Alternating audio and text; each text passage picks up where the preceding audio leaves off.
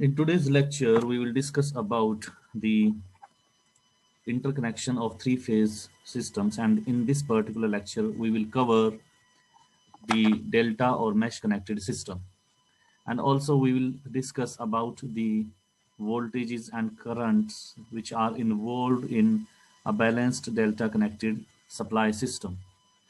So now to start with the delta system, as we have already discussed in our previous lectures, that a delta system is the one in which we have the connection of three windings to one another in delta shape.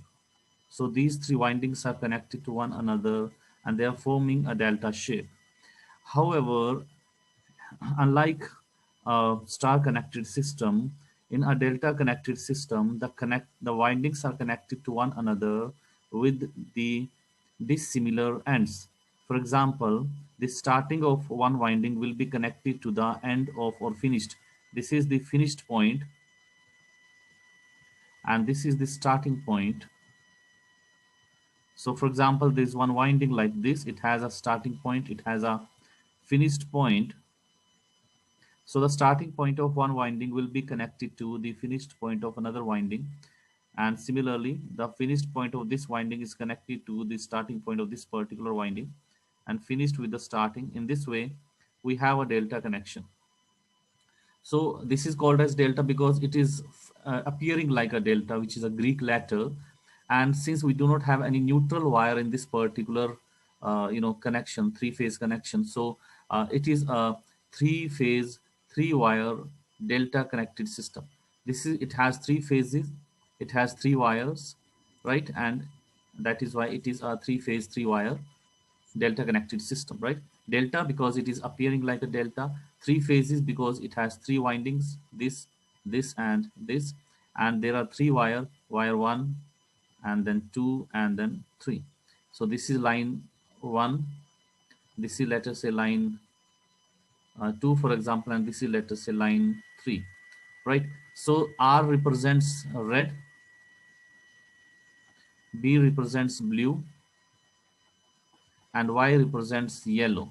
So red, yellow, blue, RYB is the standard notation and sequence that is used for a three-phase delta connected system. This is one thing. Now, in this you can see this EBR, this ERY, and this EYB. These are the phase voltages. This is a phase voltage. This is also a phase voltage. And this one is also a phase voltage. Because these voltages are induced, EBR, the magnitude of this is equal to the magnitude of EYB is equal to the magnitude of ERY. And these all are the phase voltages, EPH. Now the direction of these voltages, like it is from R to B, this one is from B to Y, and this one is from Y to R. And these voltages are induced on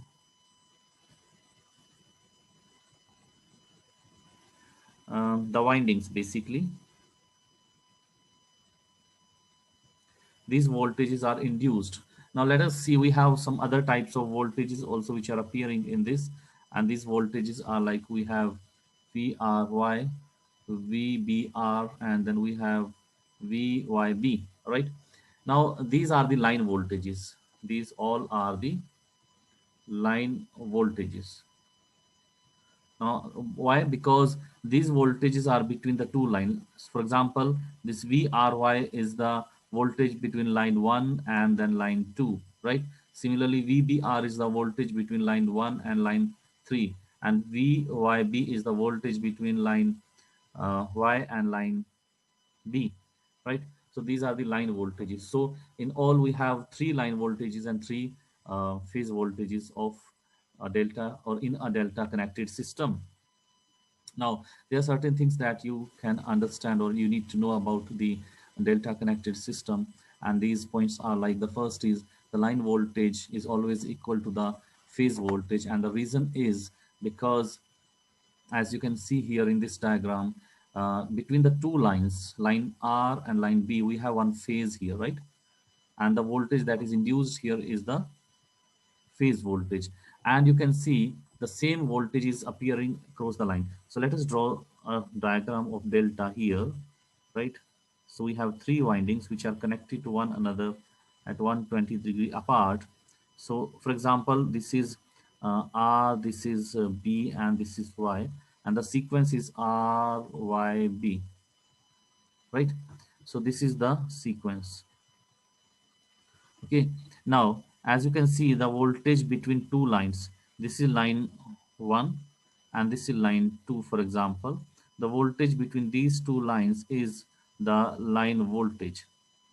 However, if you closely observe, there is a phase that is connected between these two lines. So the whatever the voltage will appear here, that would be the phase voltage, right? So the phase voltage and the line voltage in this case is same,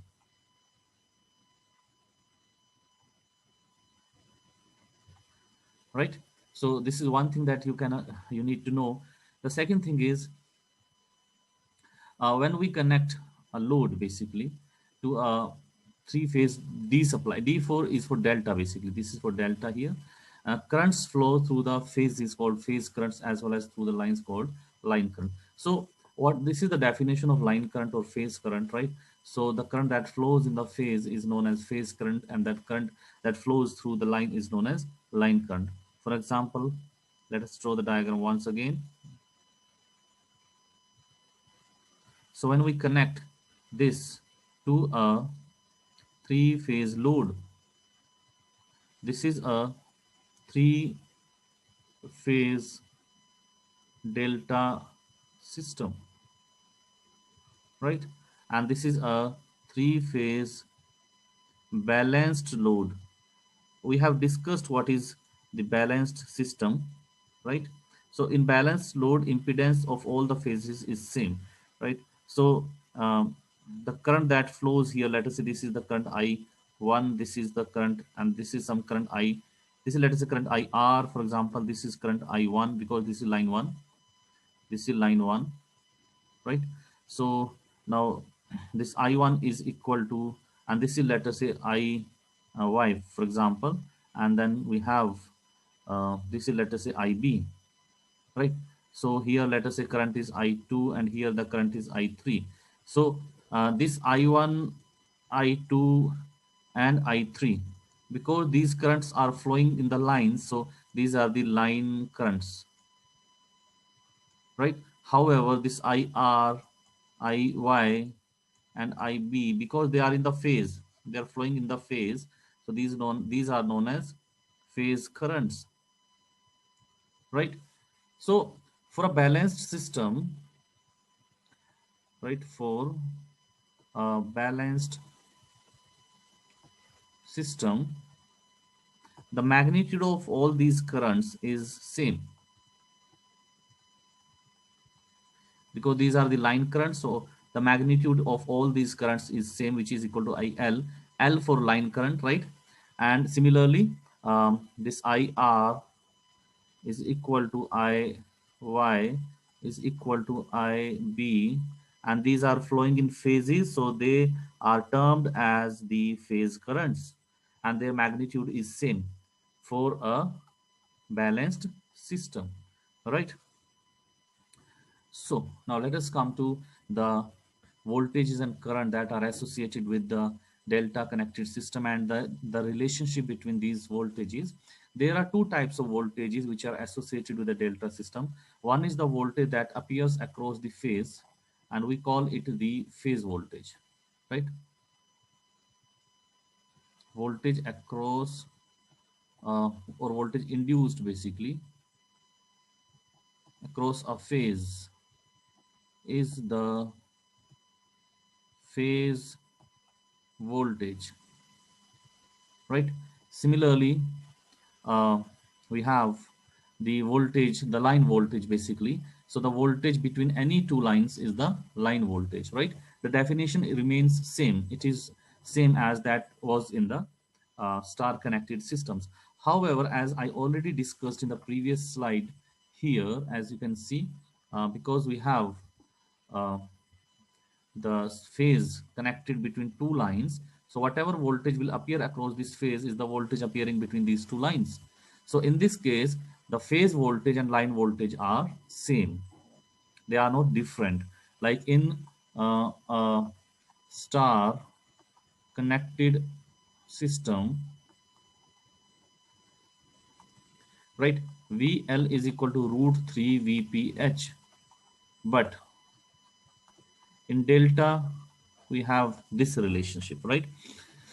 Now the phase sequence, standard phase sequence is RYB until unless it is specified, right? So standard phase sequence will be taken at this one. In this, VRY is 120 degree ahead of VYB. So VRY will be taken as the reference. Okay. So similarly, VYB is 120 degree ahead of VBR, or you can say VRY is 240 degrees ahead of VBR. And these are the phase voltages, right?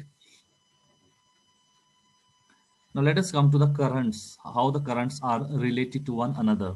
Now this is the phasor diagram of this particular connection, a delta connection, which is shown here, as you can see.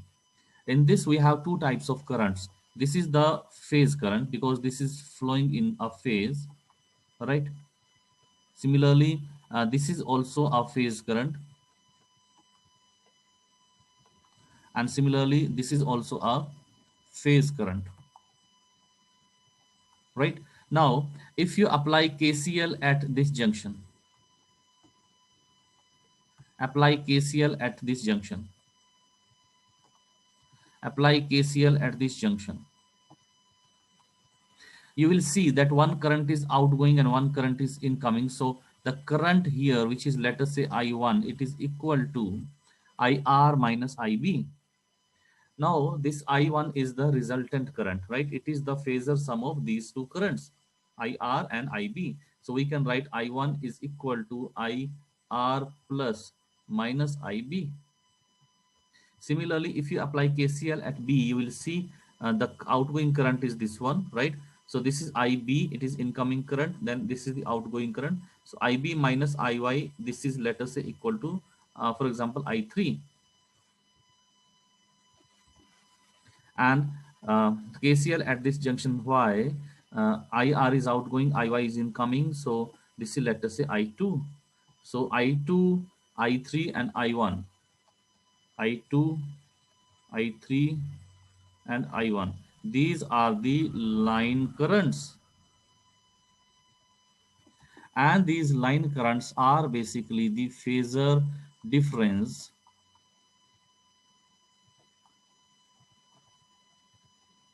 of two respective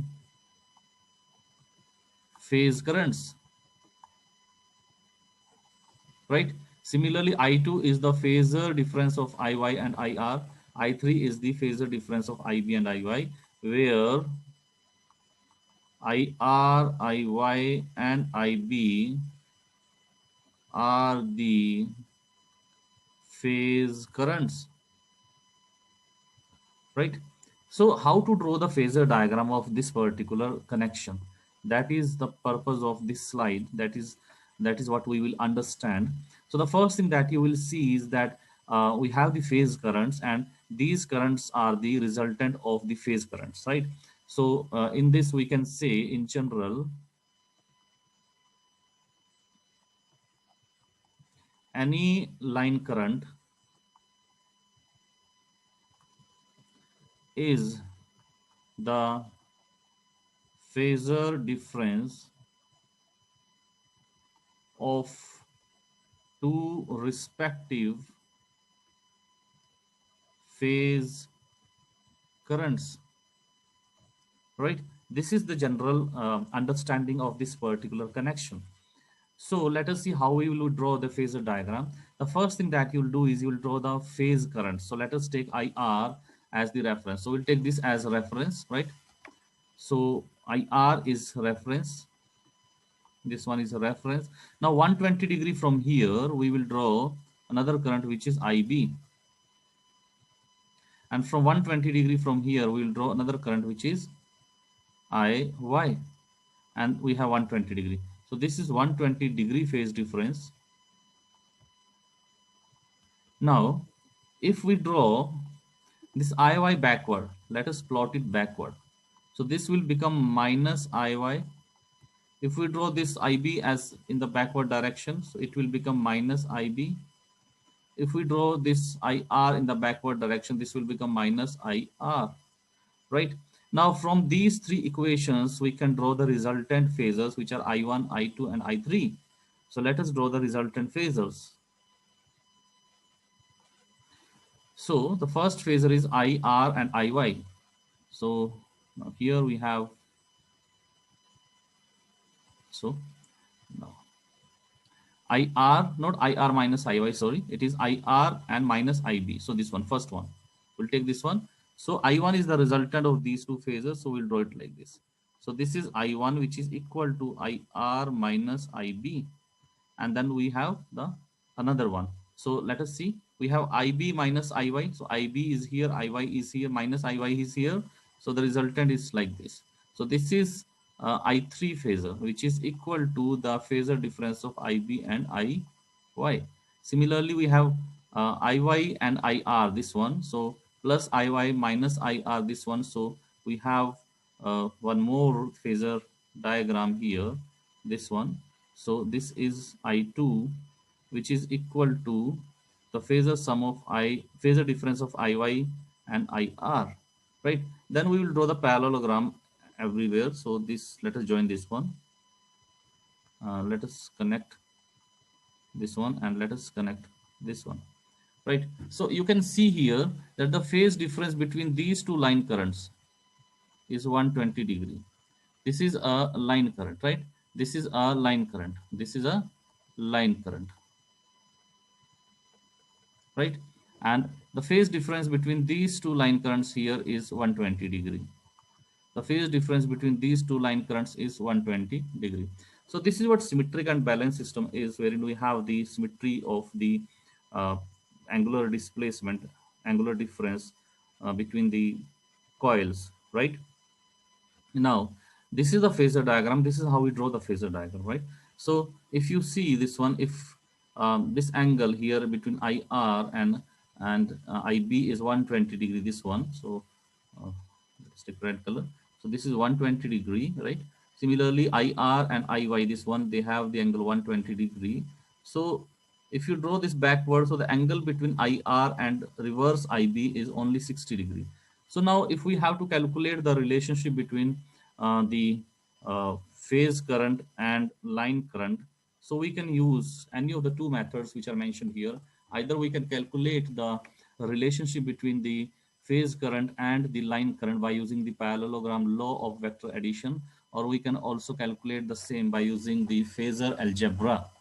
So as far as the parallelogram law of vector addition is concerned, so we can take any of the parallelogram. Let us take this one. So we have this is IR, and then we have this was minus IY, and here we have the resultant, which is I1, and this is a parallelogram, for example. So this is 60 degree angle, right? So the parallelogram law says, sorry, this is not IY, this is minus IB. So this is minus IB, right? So parallelogram rule says that the resultant can be calculated. The resultant of this is, for example, P, this is Q. So the resultant is always, if this is R, let us say, so resultant will be P square plus Q square plus 2PQ cos of the angle between these two vectors, where P and Q are vectors, right? So the same thing is applied here. I1 is the resultant. You can see this is I1, right? It is the resultant of these two phasors.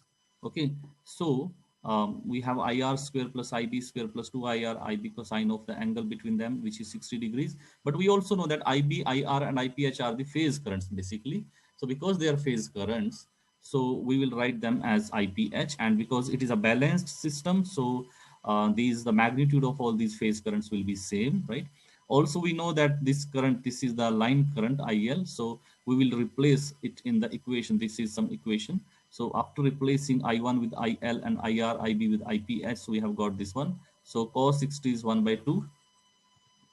So it is cancelled out here. So we have 2 IPH square plus IPH square here. So we have 3 IPH square root, and then we have this one. So this equation is equally applicable for rest of the two resultants, I2 and I3. So similarly, I2 is, because I2 is Iy minus Ir, it is also the phasor difference of two phase currents. I3 is also the phasor difference of two phase currents. So we can say that your I2 is also, because it is a line current, and these two are the phase currents, right? So we can say in general that in a delta connected system, the line current is root 3 times of the phase current. So let us say this is an equation number 2. Now the phasor algebra can also be used to determine the relation, the equation which is given in by equation number 1. So by taking IR as the reference, we can say it is IPH. So this is the polar representation of the a phasor, basically, right? This is the polar representation. IPH indicates the peak, sorry, the phase current, basically, and the angle 0 represents that it doesn't have any lead or lag. It is the reference phasor, right? So we know that in the exponential form, the same is written as IPH, and then we have exponential j 0 degree. So E j theta is equal to cos theta plus j sine theta. So EJ0 is equal to cos 0 plus j sine 0. Cos 0 is 1 plus j sine 0 is 0. So this is what is written here in this particular equation. Similarly, IY, as you can see here in this way, your IY is IY is lagging the IR by 120 degree. It is lagging, and that is why the angle is minus here in this particular case. So cos minus 120 degree plus j sine minus 120 degree we have to write. So cos minus 120 degree is minus 0.5, and sine minus 120 degree is this one. So similarly, IB, which is lagging 240 degrees, as you can see here, IB, it is lagging this IR by 240 degrees. So because it is lagging I reference current IR by 240, so it is written like this in polar form. This is the polar representation, and this is the Cartesian representation or exponential representation of the given resultant phasor, right? Now we know that line current, as it is given by these three equations here. So we know that the resultant current I1 is the phasor difference of IR and IB. So by substituting the value of IR and IB in this equation, we have got this one. So this is how we can calculate, right? Angle, we know that angle can be calculated. This is the angle, basically. So angle is calculated by using simple formula tan inverse the imaginary part divided by the real part, right? From the here in this equation, right? So we have this relationship. So now what does it indicate? It indicates that the line current is root 3 times of the phase current, and this line current lags the phase current by 30 degree, as you can see here also in this particular diagram, right? In this particular diagram, if this is 60 degree, so this angle is only 30 degree, and this is the line current here. This is, let us say, I1, because it is IR minus IB here, so you can relate this equation. Okay, so IR, this is the phase current, this is the line current. So line current lags the phase current by 30 degree. Okay, similarly, you can see here also, this is the line current I3, and similarly this is the line current I2, right? So it is also lagging 30 degree by 30 degree. It is also lagging by 30 degree, right? So this is how we can calculate. Okay, so now to summarize the three-phase balanced delta system, we can say that in a three-phase balanced system, the line current is root 3 times of the phase current. All the line currents are equal in magnitude because your system is balanced. Okay, so when we say system is balanced, so the load impedance of all the phases if whether it is a star connected or it is a delta system. So these are Z impedances. So the magnitude of all impedance remain same. Okay, because the magnitude will remain same here, and the supply is also having the same, so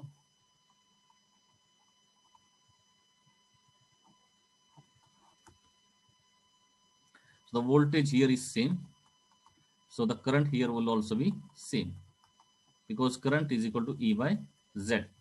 So Z are same, E are same, so I are also same. So this is what balanced is. So it is written here, the line, all the line currents are equal in magnitude, but they are at 120 degree apart from one another. That is because of the construction of a delta system. So line currents are always at 30 degree behind the respective phase current. So this is what we discussed here in this diagram. So you can see all the line currents are lagging the phase currents, respective phase currents, by 30 degrees, right? So now the line voltage is always equal to the phase voltages. The angle between line currents and corresponding line voltages is 30 plus minus degree phi, because this is an inductive system. This is an inductive system. So obviously the line current will lag the line voltage by some angle phi. Okay, so now let us come to the power associated with a three-phase delta system.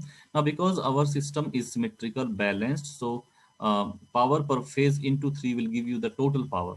So power per phase is VPH into IPH cos phi, where we know that VPH into IPH, where VPH is the RMS phase voltage and IPH is the RMS phase current, right?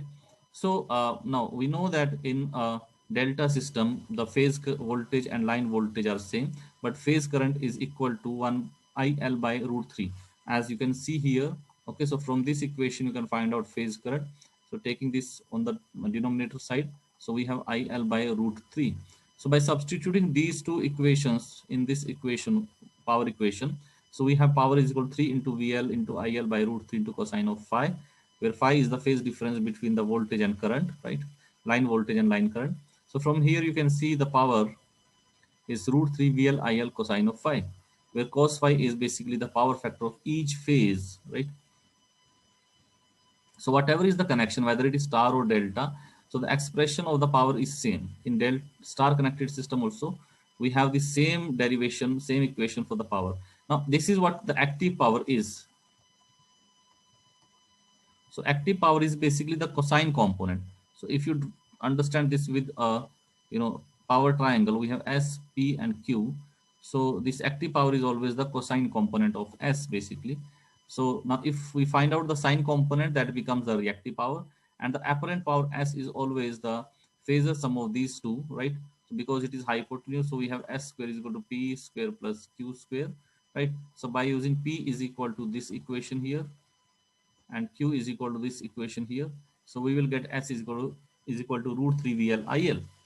Now this is what the relationship is between the line voltage, line current, and the power, apparent power or active power or reactive power associated with a three-phase delta connected system. So from the power triangle, we have S is equal to this one, this equation basically, and the power factor is P by S. As we have discussed already also, the power factor can generally be defined as the ratio of the real part of the complex electrical quantity to the total or the resultant of that complex quantity. So this is it for today's class, guys. Thank you so much.